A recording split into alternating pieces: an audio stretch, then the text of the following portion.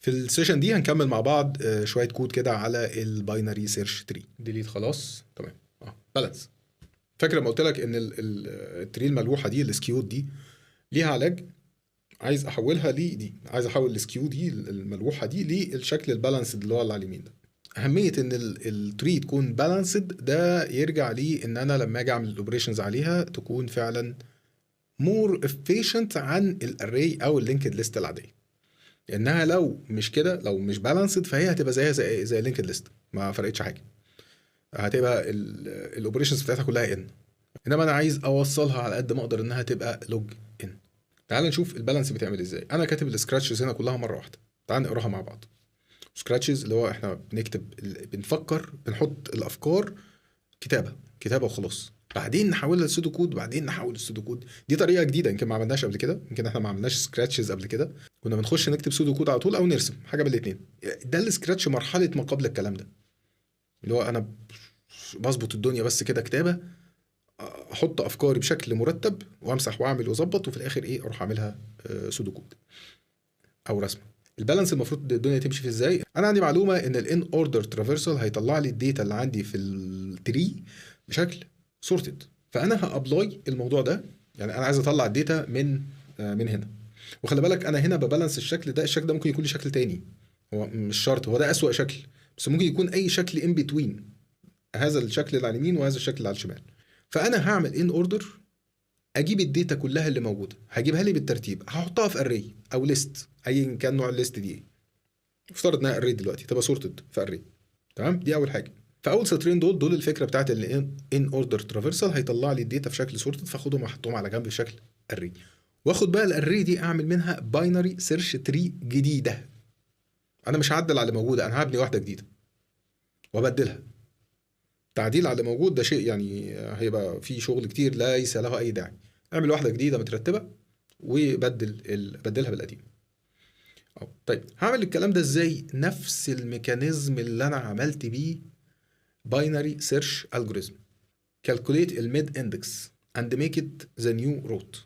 احسب الميد اندكس بتاع انت عندك دلوقتي اري، تمام؟ احسب الميد اندكس فين النص بتاعها، وهات الداتا اللي فيه اعمل منها نود جديده خليها دي الروت النص. هيبقى عندي شويه على اليمين وشويه على الشمال وهو اللي في النص ده. تمام، طبعا اللي في النص مش لازم يبقى في النص بالظبط، يعني انا هنا 1 2 3 4 5 6 7 ماشي، هيبقى في النص اللي هي الايتم اللي هو 4، بس ممكن يكون العدد ما يجيبش نص، بس انا هجيب اي واحد، يعني همشي يمين شويه او شمال شويه واخد واحد منهم. طيب وبعدين بطريقه ريكيرسيفلي بقى، هنا هستخدم ريكيرجن، هقسم الاري بتاعتي ليه يمين وشمال، يمين الميد وشمال الميد، وكل واحد من دول هعمل منه سب تري، واساين التو سب تريز دول لمين؟ للروت اللي عندي، واحده لليمين وواحده للشمال. استحضر الريكيرجن كويس قوي. الفانكشن دي المفروض انها هترجع سب تري. يعني ايه سب تري؟ سب تري يعني نود وطالع منها ريفرنسز لنودز تانية، واحده يمين واحده شمال، واليمين طالع منها نود اليمين وشمال وهكذا، والشمال طالع منها نود وهكذا. فهي فانكشن هتبقى بترجع اصلا نود. لما الريكيرجن يقعد يفتح يفتح يفتح وهو بيقفل بيرجع نود، وياخد النود اللي رجعت دي ياساين يحطها ل ليفت او رايت بتاع النود قبليها، ويروح راجع بالنود اللي قبليها، والنود اللي قبليها هتبقى ليفت او رايت للنود اللي قبليها، وترجع بالنود اللي قبليها وهكذا. فاول واحده خالص هتبقى بتشاور على نود وجره وراها نودز تانية. الكلام ده مكتوب اهو for each the recursive function will accept a part of array and return subtree. ماشي، part of array يعني ايه؟ هديها start to end معين تشتغل فيه.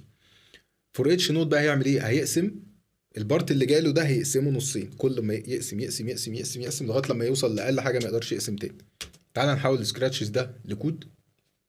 انا برضو حاطته لك على طول من غير انيميشن، يعني هو يطلع على طول كده. هيبقى عندي 3 فانكشنز عشان اقدر اشتغل. واحده بالانس، دي مش ريكيرجن، دي ثابته، دي اللي هتكول الحاجات الريكيرسيف. ان اوردر تو اري دي هي انا هاخد حاجه شبه الان اوردر ترافيرسال اللي انا عملته، ونفس الكونسبت بالظبط، وهعمل منه ان اوردر تو اري. بدل ما هطبع هاجي في النص اهو. يعني انا في الان اوردر ترافيرسال كنت باجي هنا اعمل برنت، هنا اعمل له كول بالليفت وتحت بالرايت، هنا بعمل برنت. لا هنا مش هعمل برنت، هنا هحطه في النودز اللي هي الاري اللي اسمها نودز. ادي الداتا، هاخد الداتا، انا مش عايز الوعاء في حاجه، النود نفسها كوعاء مش عايزه في حاجه، انا عايز الداتا. فدي اول حاجه عشان اطلع بان النودز دي عندي تمام. بعدين اعمل بقى ريكيرسيف بالانس دي، تاخد بقى الستارت والاند وتاخد النود برضو معاها. طول ما هي ماشيه هتاخد منها وتبني نودز جديده، تاخد منها وتبني نودز جديده. طيب لو الستارت اكبر من الاند دي البيس كيس ما تنساهاش، لازم بيس كيس الريكيرجن لازم حاجه تخليه يقف في الاول. الميد هيبقى انتجر بتاع الستارت زائد اند على 2. يعني ايه الكلام ده؟ يعني لو ستارت زائد اند على 2 مثلا طلع ب 3.5 ماشي، هاخد الانتجر بارت بتاعه اللي هو 3. طلع ب 4 خلاص هاخد 4. كرييت نيو نود، بعدين نيو نود 3 اسطر ورا بعض بقى اساين ليها شويه فاليوز. الداتا بتاعت النيو نود دي هاخدها من النود ليست اللي هي النودز، تمام، عن طريق الاندكس اللي عندي اللي هو الميد. هي كل مره هتاخد داتا، هتجيب الميد وتقسم الداتا دي نصين، تعمل بالميد نود والنص اليمين ونص الشمال تروح تعمل منه سب تري. كل مره كده نص اليمين يروح ينده نفس الفانكشن، فتروح واخدها النص اليمين اسمها نصين، مطلعه الميد تعمل منه نود، وبعدين نص اليمين تنده نفسها بيه ونص الشمال تنده نفسها بيه، وهكذا ريكيرجن تمام. وتروح عامله ايه؟ ريتيرن نيو نود. بس كده. كنت عايز اعمل الحته دي انيميشن واحده واحده كده زي ما عملنا الهايت، بس لا، يعني انا مفترض ان انت عند المرحله دي خلاص انت استوعبت الريكيرجن بشكل جيد، مش محتاج ان انا اعمل لك فيه استرس عليه تاني اكتر من كده. طيب خلينا نروح نكتب الكود ده.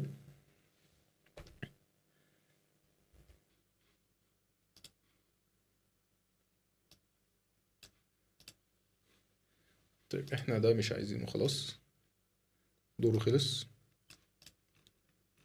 تعال نطلع فوق كده ايه في الروقان.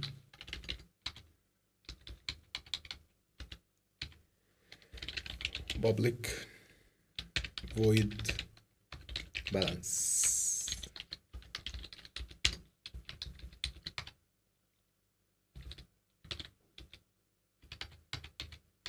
طيب انا هنا هستعمل list of t data.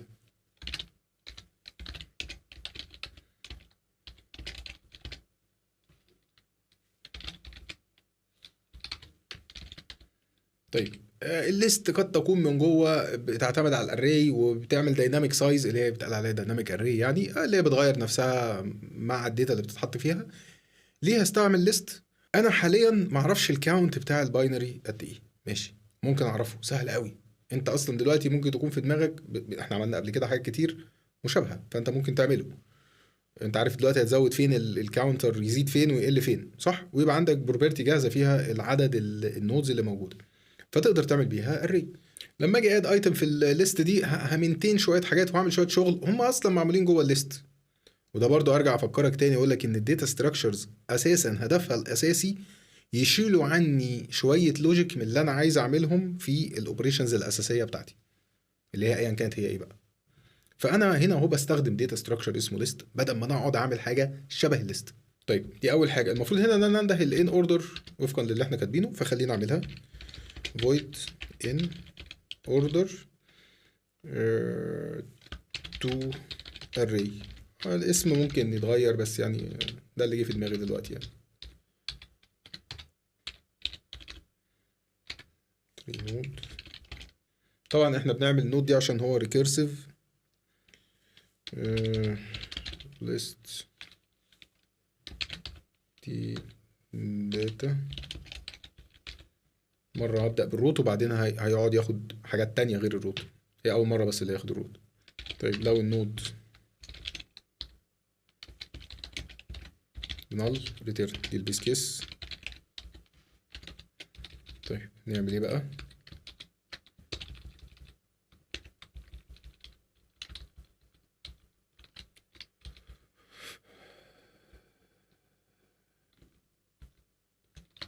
مرة left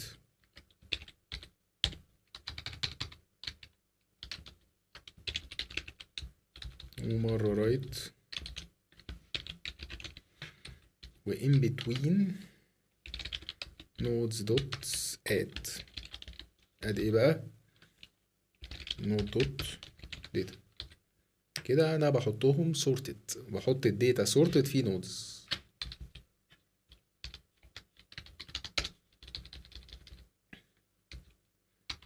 هنا in order to array هبدأ this root والنودز الفاضية، هو يملاها بقى وهو ماشي. طبعا انت عارف انها ريفرنس، فهي هتفضل هي مش بيعمل نسخة جديدة. حلو، دي الخطوة الأولانية. الخطوة التانية ان انا اعمل recursive balance. ايش، خليها تحت هنا tree node recursive balance. طيب ده هياخد start و end و list.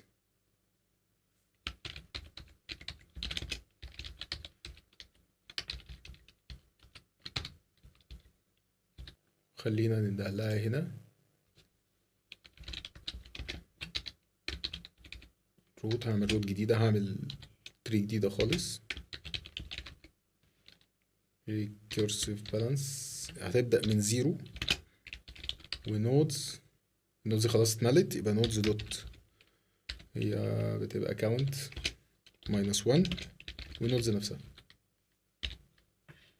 ماشي، انا هنا كده خلصت البالانس، بس ايه، هنزل بقى اعمل ايه، اعمل كود هنا recursive في البيس كيس if start اكبر من الاند return null، مينفعش return بس. حلو، اول خطوه احسب الميد. الميد بيساوي الستارت زائد الاند على 2 3 نود.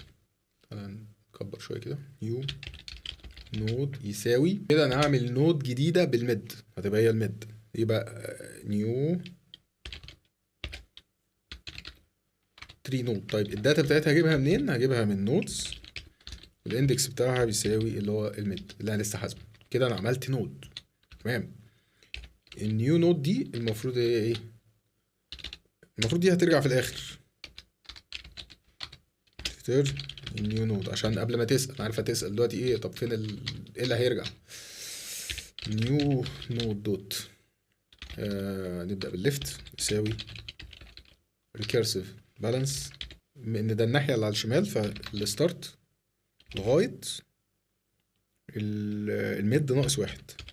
وخد النود معاك وانت رايح، النودز كلها معاك وانت رايح. طيب رايت تبدأ من ميد زائد 1 تنتهي عند مين؟ عند الاند. طيب لقد خلصنا. كاتب حاجة غلط، كاتب الان سمول.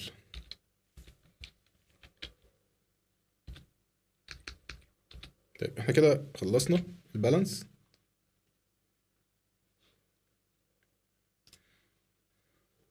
تعالى عشان نعمل البالانس تيست.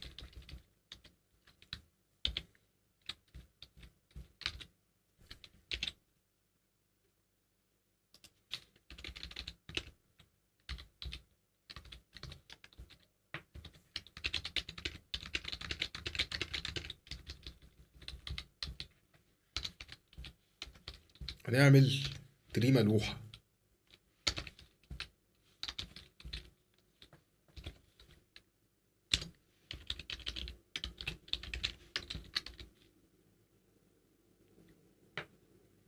طيب احنا عارفينها هتطلع ازاي. طيب بعدين تري دوت بالانس، بعدين برنت. طيب تعالى بسم الله كده ونرن. يا سلام، احساسك ايه لما تكتب كود ويطلع شغال؟ احساس عظيم طبعا.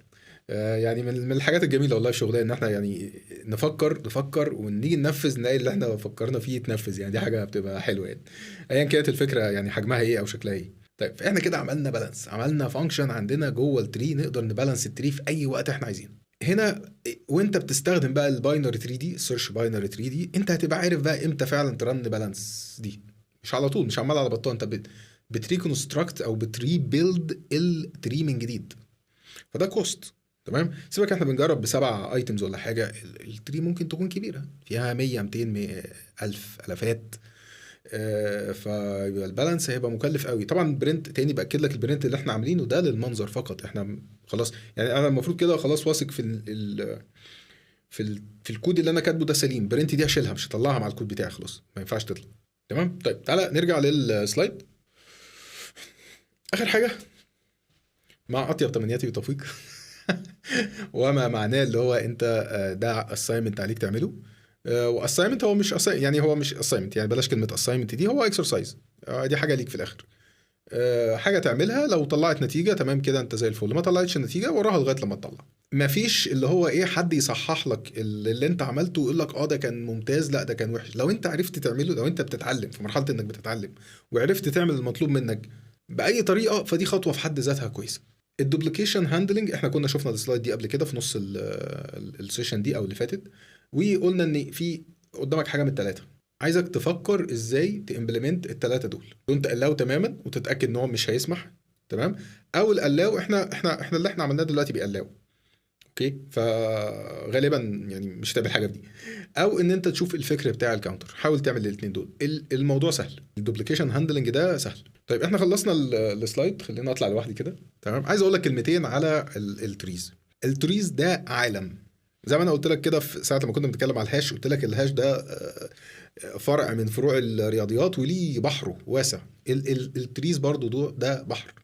التريز دول كتير، والتريز من الداتا ستراكشرز المهمه جدا في حياتنا. اغلب الداتا بيزز فيها نوع من انواع التريز جواها، او انواع الداتا اصلا. حاجه زي ماي سيكوال مثلا من جوه من تحت شغاله ازاي، لازم هتلاقيها بتimplement نوع او اكتر من انواع التريز. هل النوع ده احنا اتكلمنا فيه؟ لا، ممكن يكون انواع تانية خالص. تمام. وبتimplement برضو الهاش تيبل بالمره عشان تبقى فاهم. الهاش تيبل بيسرع عمليه السيرشنج جدا لو انت عملت حاجه اسمها اندكس. لو انت ما عملتش فخلاص مش هيسرع حاجه، يشتغل بالشكل العادي اللي هو ممكن يكون فيه باينري سيرش تري، الداتا متقسمه عليها بشكل ما، او نوع تاني من انواع التريز. المهم التريز دي داخله في اساس حاجات قويه جدا احنا بنستخدمها كل يوم. لكن برضو عايز اقول لك حاجه، انا بخاطب اكتر الشخص اللي هو هيشتغل في البيزنس ابليكيشنز. اطمنك الحاجات دي استخدامها قليل. بطمنك ليه؟ عشان ما تحسش انك مضطر تدخل في عالم التريز. انا شفت التريز ده على الاقل فيه 10 انواع. والله لو انت فاضي اعرفهم، بس انت مش محتاج تعرفهم. احنا مثلا اتكلمنا دلوقتي، عملنا باينري سيرش تري وحطينا فيها فانكشن اسمها بالانس. في نوع من انواع التري سيلف بالانسد. سيلف بالانسد اللي هو بيوزن نفسه بنفسه، بعد كل عمليه انسيرت بيقعد يعمل هو بالانس بنفسه، اسمها اي في ال مثلا. فيها حاجه اسمها روتيشنز وشويه شغل بقى ايه كتير شويه. وطبعا ده بيأد كوست على الداتا ستراكشر. الكوست هنا قد يكون سبيس او تايم، اللي هو بروسيسنج تايم، او سبيس في الميموري. انت مش محتاج تغوص في التريز اكتر من كده. انت كده خدت الفاونديشن بتاعت التريز، انت فهمت التريز كويس. لما تقف تتكلم مع حد على التريز هتعرف تتكلم. في شغلك بقى، لو وانت شغال في حاجه ولقيت ان في حاجه شكلها كده عايزه تري، وشكلها عايزه تري من نوع خاص، تبدا بقى تشوف ايه التري اللي من النوع الخاص دي اللي ممكن تفيدك في شغلك، وتبدا تذاكرها. وساعتها مذاكرتها هتبقى سهله. انت في الاول وانت بتاسس المذاكره صعبه بطبيعتها، بس لما بتحط ايدك في كود في شغل حقيقي، بعد كده المذاكره بتبقى اسهل نوعا ما. مش عايز اقول اسهل قوي، يعني انا حتى يعني في حاجات ايا كان انت مين، يعني في حاجات بتيجي تذاكرها بتلاقيها صعبه، بتبقى محتاج تذاكرها من اكتر من مصدر على ما تلمها يعني. طيب بقول لك الكلام ده عشان ما تنجرفش وراء فرع من فروع العلم تفضل متعمق فيه لدرجه انك تنسى الحاجات التانية المهمه. ماشي، احنا بنعدي ناخد فكره قويه، مش فكره عاديه والله، ولا فكره سطحيه ولا كده، بالعكس. احنا بنعدي ناخد فكره قويه عن كل موضوع وننقل على موضوع تاني. بدايات بناخد فاونديشنز بتاعت كل موضوع، عشان بعد كده احنا لسه قدامنا كارير كامل في السوفت وير تمام. قدامنا سنين 20 30 سنه مثلا ولا حاجه، ويمكن اكتر، ربنا يديكم جميعا طول العمر. فانت هتقعد تتعلم طول ما انت ماشي، بس عشان تبدا عايز تتعلم كل حاجه مره واحده، هذا لا يجوز. بس كده، اشوفكم في داتا ستراكشرز اخرى.